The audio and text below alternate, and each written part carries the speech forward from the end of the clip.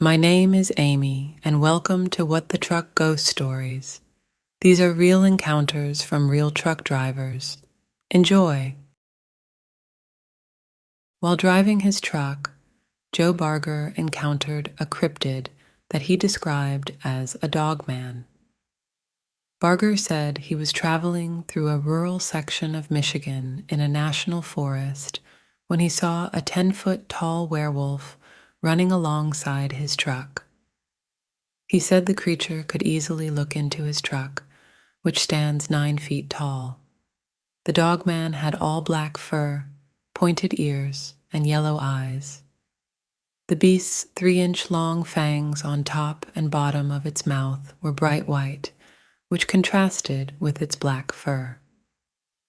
The beast jumped up onto Barger's truck as he drove.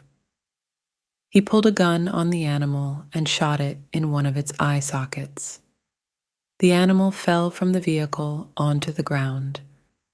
By the time he could turn his big rig around and get a closer look, the animal had vanished. However, this wasn't the end of this mysterious encounter. Barger would later meet with federal law enforcement officers regarding the experience.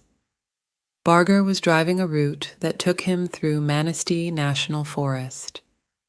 He claims it was approximately June 2017, between 7 and 8 p.m. As it was the start of summer, he still had daylight in the evening. However, the sun was setting, which made it difficult for him to see details during the encounter. So, if you visit Manistee National Forest, be on the lookout. As if the encounter with the cryptid wasn't enough, Barger claims he got detained later after sharing his story on a podcast. He said the detainment occurred while passing through a scale house with his rig. Apparently, state authorities at the scale house instructed him that he would have to wait for federal authorities to arrive at the scene. When they finally arrived, they questioned him about killing one of their assets. He said the authorities initially confiscated his phone and gun, but received his phone back before he left. As far as his gun, the authorities said they didn't anticipate him getting it back anytime soon, if ever. He said they made some serious threats to him and his career, and even temporarily froze his bank account. This happened on February 22nd, 2018. We were pretty freaked out about it, and still are after these many years. I'm a truck driver. We were on 65 South, going through Indianapolis, Indiana, on my way to Cincinnati. I just passed the off for 70 East, and I'm 65 South. The traffic was really heavy, and there was some kind of accident. I'm at the 111 yard sticker, and I'm with my wife. She's in the passenger seat.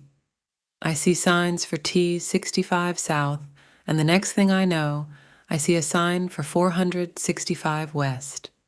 I asked her, "What the hell just happened?" I'm freaked out. I went to 31 North.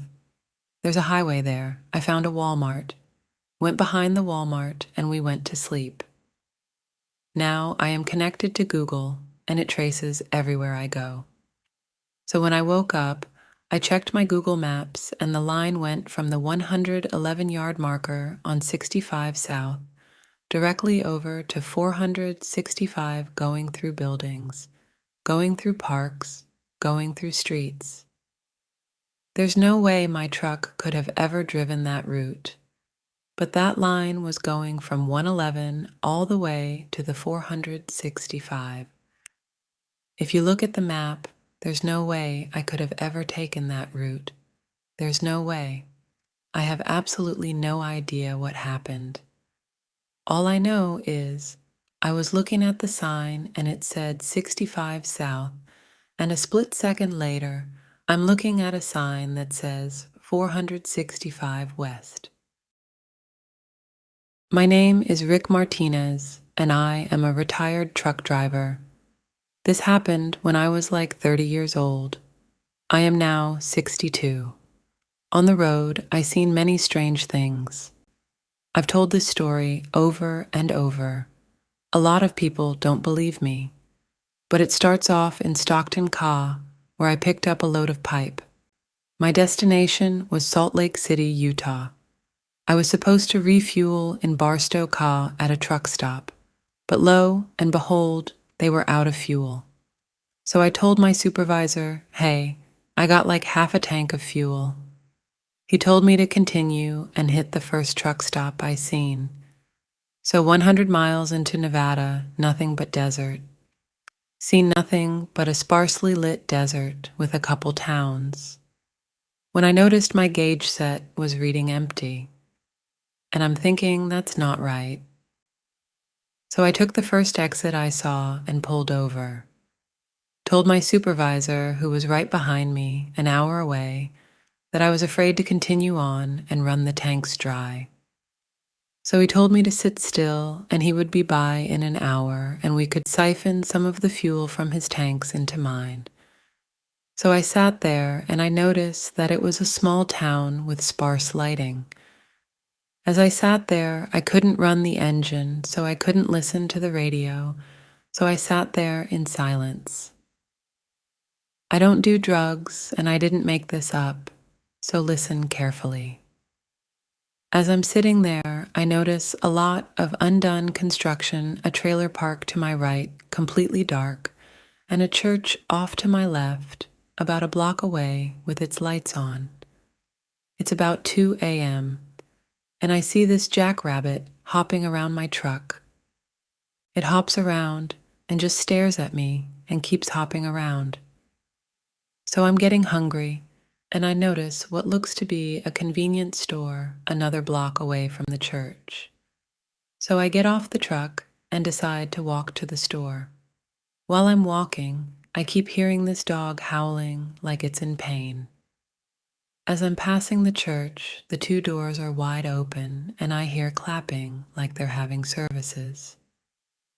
As I pass the church, I look inside and there's no one, except for this skinny white old man reading from the Bible and talking about hell.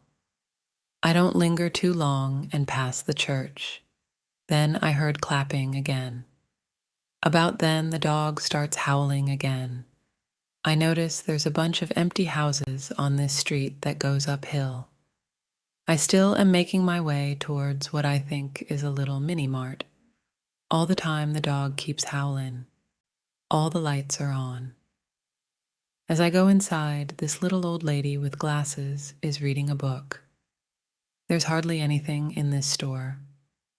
Maybe a few cans of food, couple bags of chips, only water in the refrigerators. The whole time, the lady didn't even pick her head up from the book.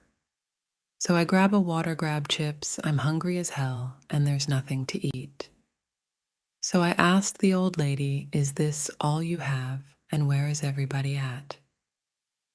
She told me everybody moved out, and new construction was supposed to begin like 6 months ago.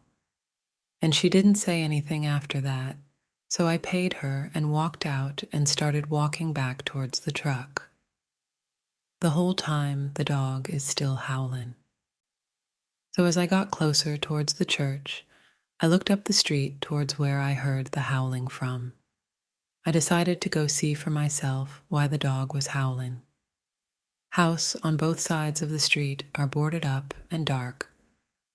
I saw a house with the lights on, with about a 5-foot fence. When I looked over the fence, I was in shock. What I saw was a man in his underwear with a chain attached to his neck on all fours, howling. The hairs on my arms and neck stood up as I saw this other man burst through the back door and kick the man on all fours and was yelling at him to shut up. He ran into a doghouse. I was in shock and turned and ran back down the hill to my truck. As I passed the church, both doors still wide open, but there was no lights on anymore, and still I can hear the clapping. Finally, made it to my truck, called my supervisor, and told him what I saw. told him hurry and get here so I can leave. My supervisor asked, "What exit were you talking about?" And I told him, and he said, "Oh, I passed that." He had to turn around and come back to get me. So I'm sitting there, and the rabbit is still hopping around my truck.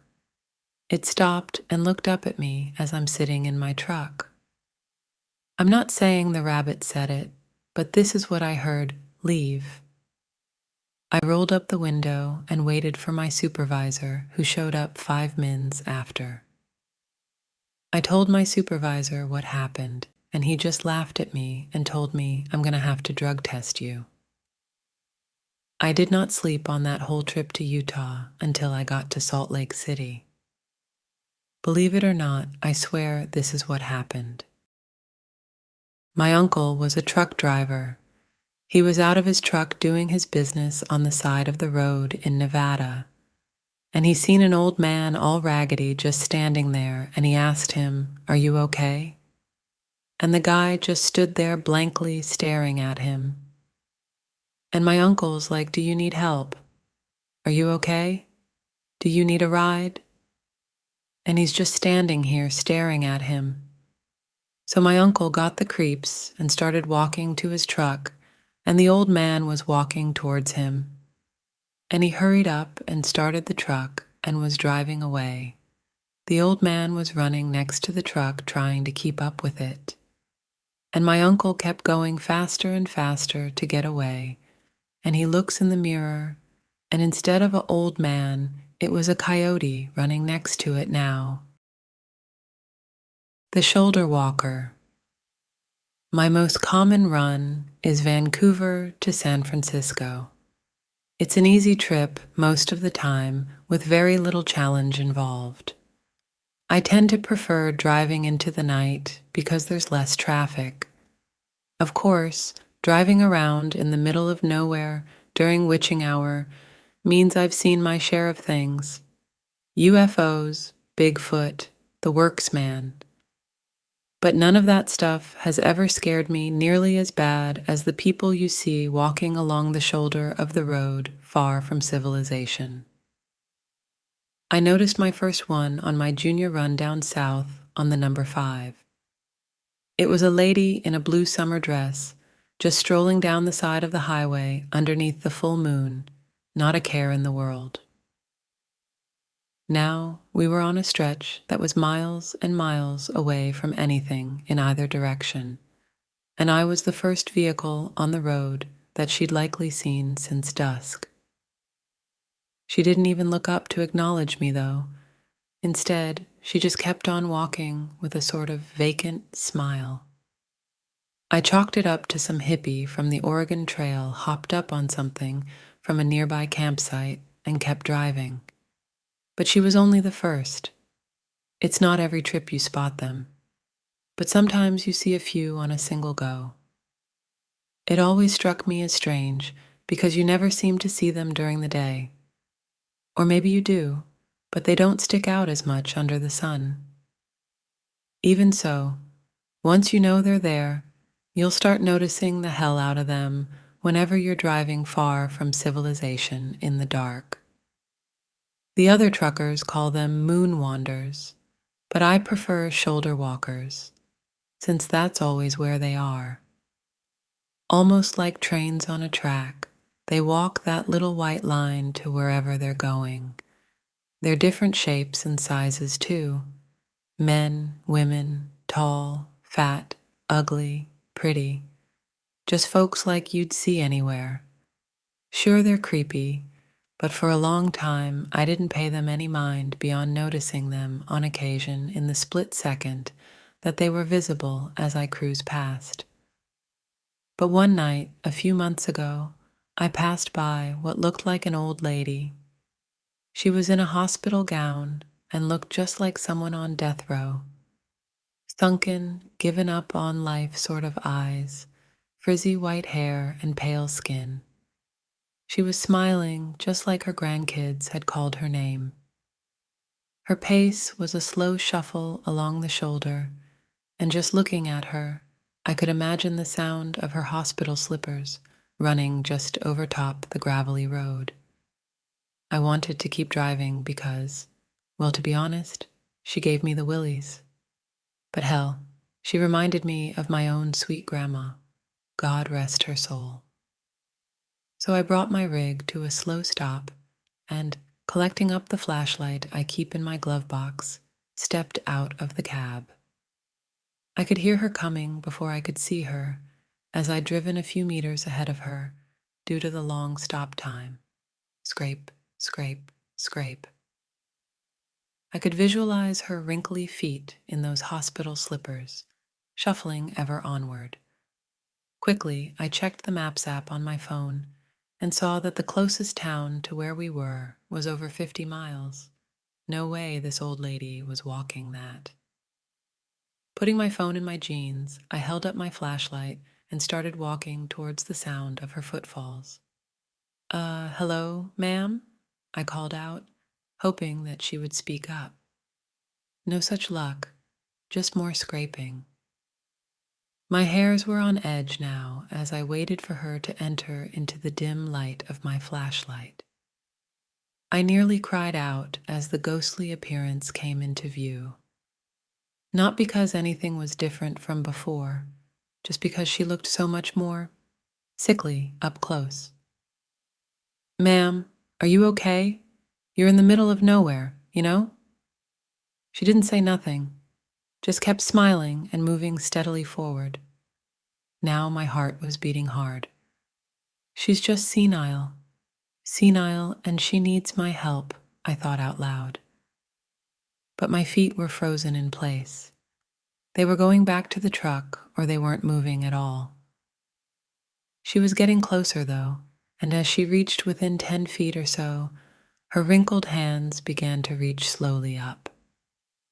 Her fingers wiggled in my direction, like a grandma reaching for her grandchild's face. She opened her mouth but didn't say anything, just grinned at me with pale gums. My legs gave out, and as I fell onto my side, she reached down for me with surprising speed and dexterity. Before I knew what was going on, she had her bony fingers around my ankles, and I was getting dragged down the road. Desperately, I pulled back, but her grip was superhuman, and the addition of my weight didn't seem to slow her walk in the least. She stared down at me with those beady, sunken eyes, mouth agape in a smile. I kicked at her with all the fight I had in me, and luckily connected with her jaw. To my horror, it was like kicking solid concrete. But luckily she let go despite having no visible injury. I crawled backwards towards the middle of the road, and she kept walking down the shoulder. Her hands fell back down to her side, and her mouth closed into a tight-lipped smile. But her gaze stayed locked on mine as she slowly shuffled out of my flashlight's beam. I waited as the scraping bit by bit faded from my ears, and after what ended up being a half hour of stunned silence, I worked up the nerve to get up and go back to my rig. No sign of the lady, but when I climbed into my cab and sped down the highway, it didn't take long to catch up with her. Her eyes were still stuck on me. They probably had been the whole time as she walked away. The last I saw of her as I gunned it away was her thin, chapped, smirking lips. According to some other guys I know, I'm the first to try and interact with a shoulder walker, and if God is good, I'll be the last. Since then, I've seen plenty more strolling down the highway in the pitch dark. I even saw a kid once, but there ain't no way I'm ever stopping again for them. And if you're smart, you won't neither. Since that night, the shoulder walkers are always looking right at me when I drive past, which they never used to do. Almost like since that old lady saw me, they all did. I'd hate to think what would have happened if I'd not managed to get free. But I can rest easy knowing I've put my warning out there in public. Maybe I'll save a few folks with this story. It was in 1998. I was driving on Highway 18 over Tiger Mountain in Washington State at 2 a.m. I had my 11-year-old daughter with me. It was raining and dark. I was going about 30 miles per hour as I just got done pulling the hill, had my brights on. If anyone has been over Tiger Mountain going east towards I-90, there's a curve at the top before you start going down. My lights were shining at tree line along road, and I saw a creature standing next to a tree covered in hair with thick hair around face, and it was wild hair. He was looking straight at me and at eye level. I was in a new International, so a wild guess he was standing at least 9 feet tall. My daughter's eyes were big, and she said, "Did I see that, Dad?" I said yes. It was a main topic all the way to Michigan. We concluded we saw Bigfoot. You can believe or not, but I defiantly think they exist. I used to be a transfer driver and went to New York City to deliver a truck with a convoy. As we drove the streets of NYC, I began to see little creatures climbing all over the trucks, trying to get in them. They were about 18 inches tall and were solid black. There were hundreds of them, crawling over all the trucks in the convoy. The closest thing I could think of to compare them to was on the movie Ghost, where the black demons would take the bad guys to hell. I was frightened out of my mind. I always knew there was evil, but the only thing I can think of is the evil in that town manifests itself after dark. I wasn't drinking, I don't do drugs, and I wasn't tired. I had and have no explanation for what I saw that night. I will not drive through New York ever again. Well, first of all, my name is Martin. I have been driving trucks since 2001. I live in El Paso, Texas, and I have seen most of the country from major interstates to back road highways. By now, I am a believer in ghosts and such phenomenon. Believe me, I live across from a cemetery that dates back to the late 1600s. Anyhow, let's cut to the chase and make a long story short. Highway 191, you know, the one that goes through the Four Corners, which is Navajo territory. One particular run I made going up to Salt Lake, I had to stop to take a leak, and I really didn't feel comfortable getting off the truck. But I didn't have a container or nothing like that, so I opened the passenger door and I noticed like a flare of light coming from the back of the trailer. I really didn't want to walk back there, but I had to make sure nothing was on fire or anything of such. It was dead silent. Then, before I got to the back of the trailer, I began to hear what sounded like drums. You know, like Indians or something. Then I saw strange lights in the sky, which I have never seen before. I felt a heavy presence, like someone was watching me from the canyons, just a scary feeling. This was around midnight, very spooky and eerie feeling. Well, it didn't take long for me to run back to my truck and get a haul in. I even forgot about taking a leak. That area is definitely roaming with spirits, perhaps of Navajo descendants. The Four Corners is very haunted. I have had other experiences with ghosts and stuff, but that's another story. This is Creo Williams from Hamilton, Alabama. Let me tell you about a ghost story from over between Natural Bridge and Jasper, Alabama on Highway 5. A young girl had been to the prom with her boyfriend. It was a rainy, foggy night. Afterwards, they were on their way home and got into a fight. She told him to let her out, she would walk. While walking down the side of the road, she was struck by a truck driver. He didn't stop. She was found the next morning. From then on, if you're driving your truck down Highway 5 at night and it's dark and raining, they say she will climb on your step and ride, looking in at you to see if you're the one who ran her over. Now, I'm not saying that I saw her, but I do believe in it. I have a friend who is actually trucking through there on a regular basis when the accident happened. About 3 years ago, I was on my way home. It was about midnight, raining and foggy, and I cut through Highway 5 as a shortcut on the way home. I never looked out my window, but I could feel something staring through the window at me.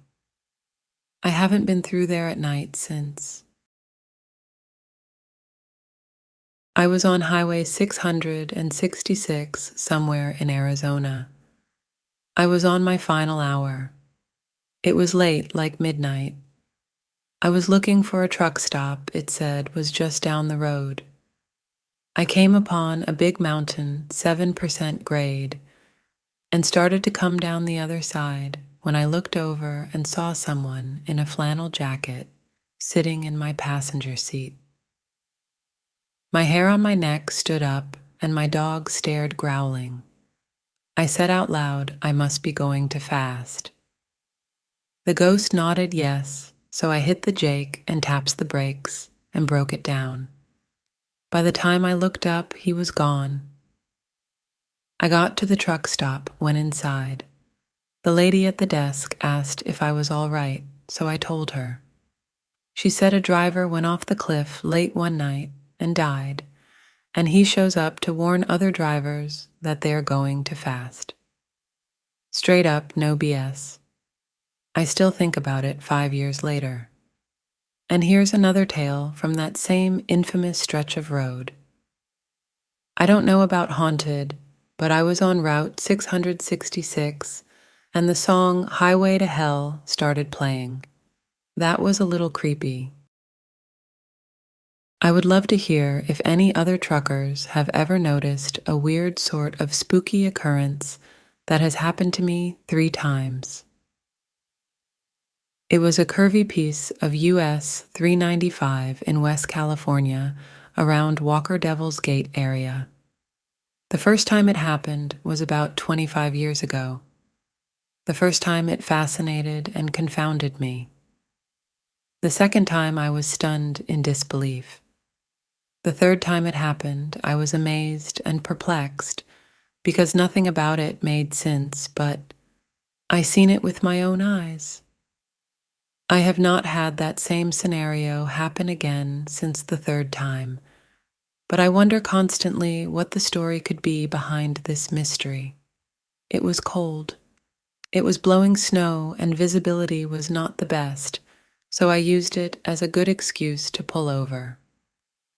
I was southbound on US 395 out of Reno. I had spent a lot of time getting loaded and getting out of traffic, so it was late.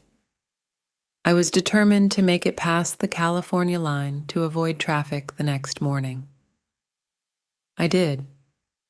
However, there are not a lot of places to park on the California side that looked like I would be able to get out of easily if the snow was worse in the morning.